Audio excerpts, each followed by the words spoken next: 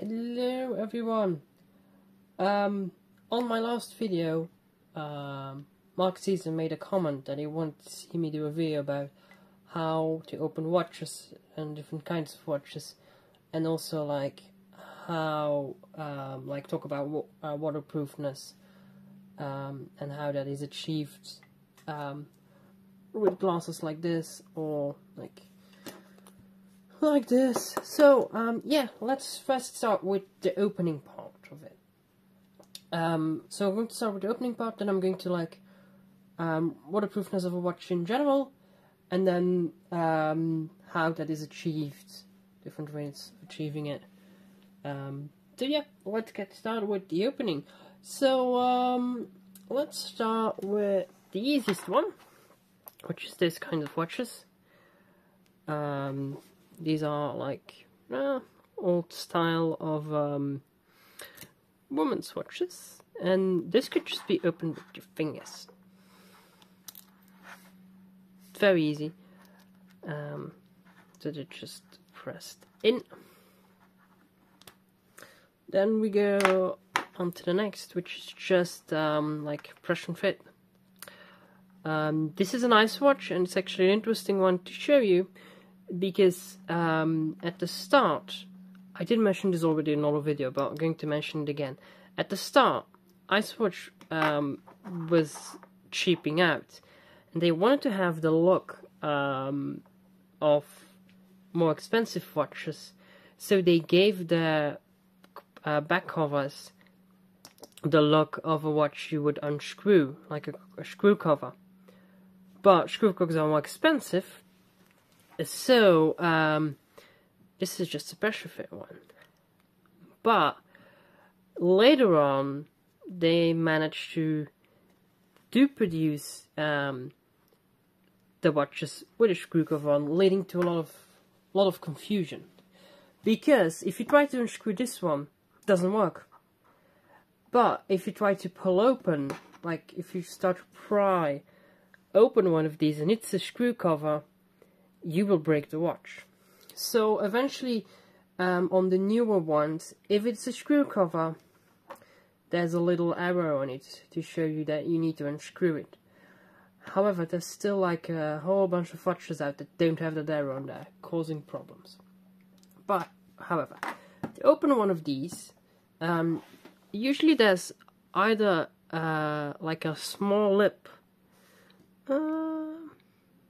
Yeah, there's a small lip here, as you can see, or there's a small notch on the side here, but basically just gives you place to put your knife behind. And you can open it with one of those special, this is basically a special edge to not really damage anything. This is special to open up watches. However, you can just do it with a normal knife. So just put it behind there, and as you can see, and you pop it open. That's how you open up that kind of watch. Then we come into watches with a screw and cover, like this. So, in order to unscrew those, you need a special tool. I like one of those. So you basically adjust it.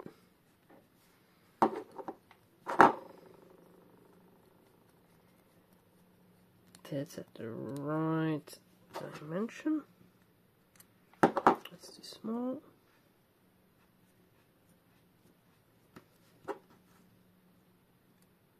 Still too small.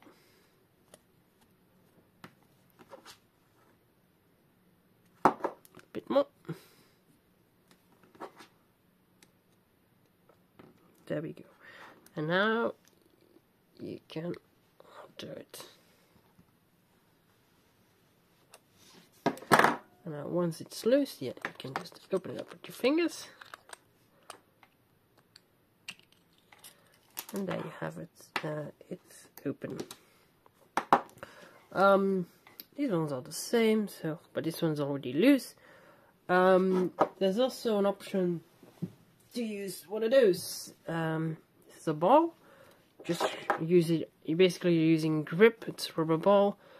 This works well. So much as you can get open, and you have a huge benefit of this. This does not damage anything. So it's really a handy thing to have. The thing is, these ones all have those cutouts, but these ones have same kind of cutouts, but there's a whole load of different covers. I might edit a few of them in. I couldn't find any of them, but basically there are ones that require little pins like this. But for this case opener, I have a whole set of pins to replace it with. Also, those have like a little flat piece on it for all different kinds of shapes on the back. Yeah, why do brands do that? Yeah, eventually, like at the start, it was just to keep people out, but yeah, it didn't take long before they made like universal openers that could open up anything. So yeah, now let's talk about waterproofness. So I'm going to get most things out of the way. So let's first talk about like the levels of waterproofness. So basically you go from not waterproof at all. You also have older watches that are so-called dustproof, which basically means they're still not waterproof, but at least they keep the dust out. Like cases like this that are so easy to open and just have like literally a hole in the case for the winding stem to go through. They are not even dustproof. That means that dust gets into the movement and dust gets onto the dial. So then you have the first level of being waterproof is 3 atmospheres or 30 meters of depth. And basically that means your watch is splash proof. You would say 30 meters of depth is like would be waterproof, and technically it is, but even you can't even shower with it because the shower, like just the shower waves can be enough to penetrate your watch. So basically a 3 atmosphere watch is good if you want to keep on your watch while washing your hands, and that's about it. You have 5 atmospheres, which is 50 meters, which is the first watch that is so-called waterproof. However, it's still not recommended you swim with it. You can probably get away with it, but it's still not recommended. Then we go up from 5 to 10 atmospheres. 10 atmospheres, we are like, yeah, you can swim with it. You can swim with it. You can even do like some light snorkeling. But like still no diving. It's still not a diver's watch. It's considered a diver's watch at 20 atmospheres, which is 200 meters. Although that is still not a full-on diver's watch. Like the full-on diver's watch is 30 atmosphere, which is 300 meters, or like even higher than 30 atmospheres. Is also like their watches that get to like 400-500 meters depth. So that's a bit to set up the scales to, and it will make sense when I go further into talking. So how do we achieve that? So let's go first with like this kind of watch. So this is an ice watch. The thing is, ice watch, I don't know the rating on top of my head. It doesn't really say. I don't know if it's even waterproof or not, but at least it has a rubber seal here at the back.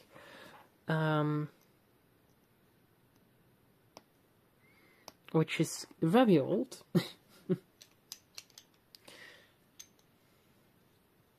So let's go to this guest watch, which is waterproof. Doesn't give a rating. Oh, it does. So this is a watch that's waterproof for 50 meters. So this is the bare minimum to be called waterproof.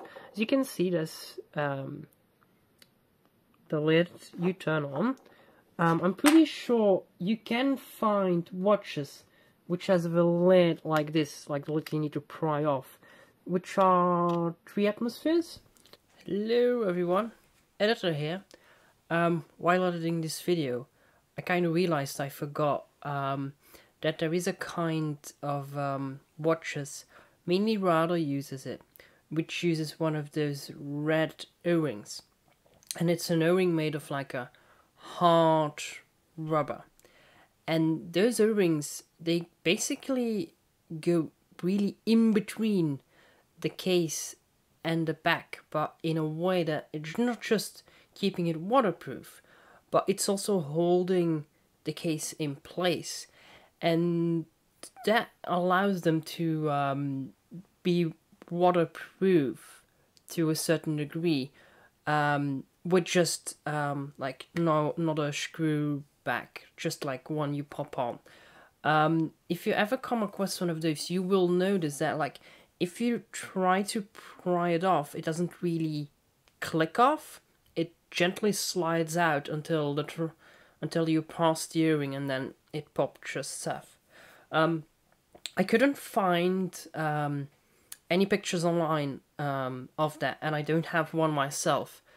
But if I ever come across them, I probably share a picture, or we'll make a video about it then.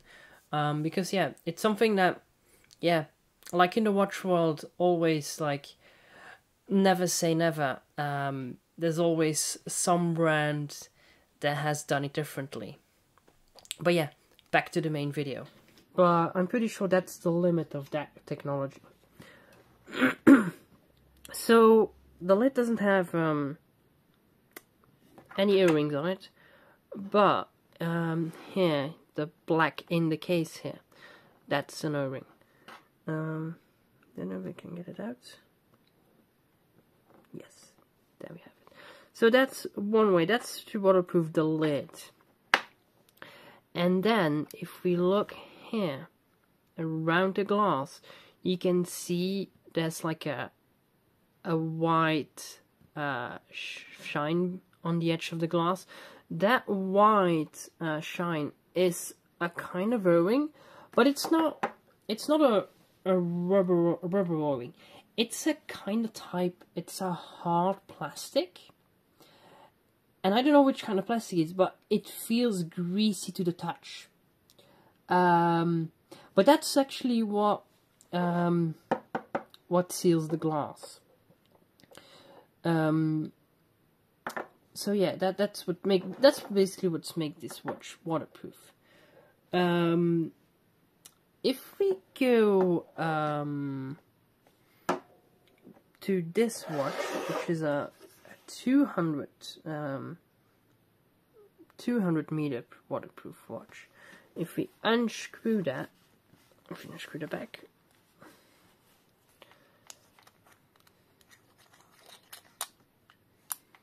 you can see the massive O-ring here. We can also see there's an inner case.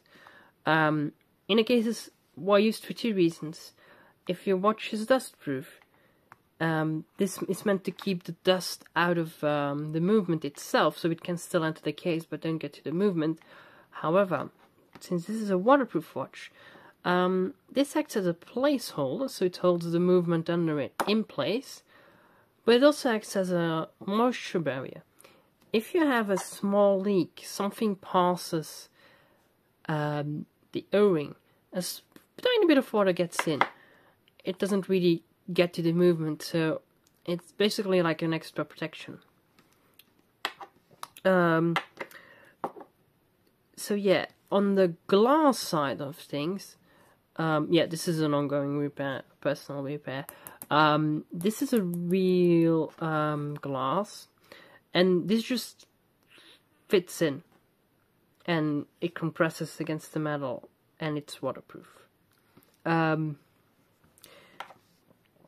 However, if this would have been plexiglass, there's sometimes plexiglass with an extra tensioning ring on the inside. Probably will find a picture, try to find a picture of one of those. But yeah, there's some that have an extra, like a tensioning ring. It's a metal tensioning ring that sits on the inside of the plexiglass, and it pushes it outwards ever so slightly, so it has a better grip, and is therefore waterproof, or more waterproof than it would be. Then, so, like, what if we service a watch that has an O-ring in it? Well, in order to not really maintain its waterproofness, but to be sure we can improve it, there's something like this, and this is basically a round box with two pillars, and it contains silicone grease. So what you do is you take the earring, drop it in here, close it up, then you do a bit of this, and then you have greased your O-ring up, and yeah, this basically, it's good for two things. It treats the rubber well, because it's greased up, can't dry out, plus it does improve the waterproofness of the watch. Now, waterproofness is always a bit of a touchy topic, because you can test a watch and it can be in a machine perfectly waterproof, and the client can go out and go swimming with it, and it can still leak because there's so many factors involved. Why is that? Well, sometimes if you're having a really hot day, and you walk out with your watch out in the sun, and then you jump into the sea, water's cold, your watch is going to contract and suck water in sometimes. That's something that can happen. As it's happened to me personally with a watch that I knew was perfectly waterproof.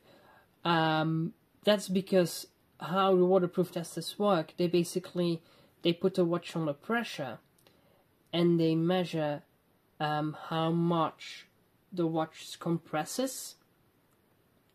So that's not really, that's just a pure, like, a test that it's waterproof, that it can withstand the pressure, but it's not really a true test that it's waterproof. That's why brands like Rolex do a waterproof test that involves real water on some of their models. I myself have a leak tester, but it only goes to 50 meters, so 5 atmosphere. I will link the video down below about that tester in general, because that kind of gives you a way to test, like a way to see how it is tested. I don't have a full waterproof tester. Then let's talk about a few like other kinds of cases that are not like so common. This is a case, and at the back you need to open it by screws. So there are these screws all the way around the back. This is something you commonly see on more expensive brands. It's a really good way to get a good seal. However, it does require you to tighten them up evenly, otherwise you will get a leak. This is only rated at 5 atmospheres, so 50 meters. But for general use, 50 meters is just fine. Like I said earlier, still not recommend you swimming with it. However, for just getting your watch wet, yeah, 50 meters is more than fine. So for general use, perfectly fine. Then there is this kind of watch, which is a Russian diver's watch.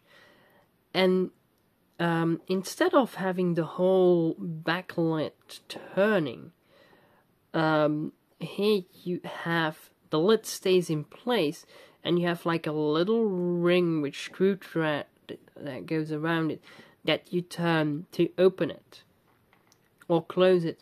So that means that you're not really turning on your O-ring, because this ring is just putting pressure on the lid. Your lid has a little notch on it that keeps it in place. So the only thing you're turning is this, which, yeah, also makes it easier, because sometimes when you need to put on like an O-ring like this, the O-ring starts to move around when you turn.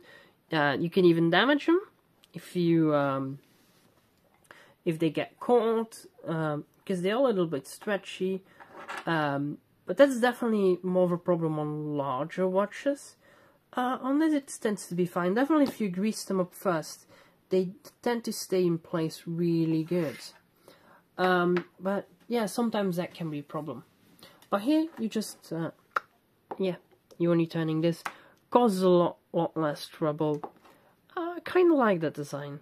It is a bit hard to get in because it's a bit, the grooves are a bit deeper. It's a bit harder to get in with any of these special openers, watch case openers.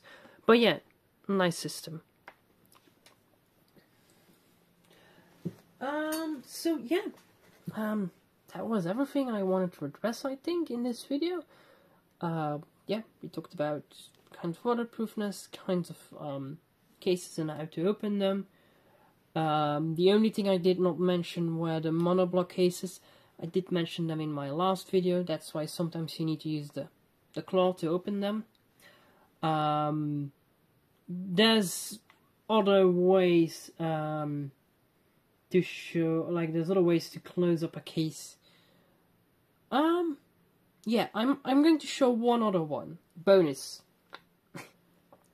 So I have this case in my collection, and it's not complete by any means. But as you can see, you have here, you have the glass, and then you have a kind of like rubberized O-ring, like a transparent rubber silicone type, and then you have the case, which just slides onto there.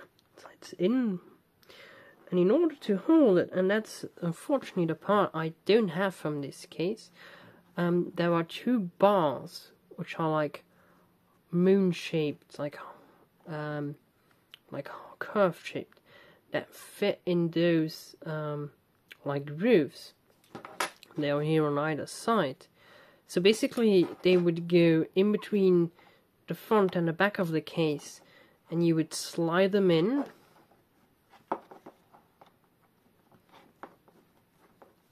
Come on.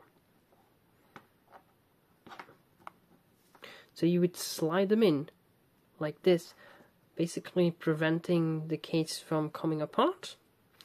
It's a bit of an odd system, but there's not really another way they could have done this. Well, they could have done it the old way, like the first watch I showed, how to open that one. But this is a pretty nice solution. This is not a waterproof watch.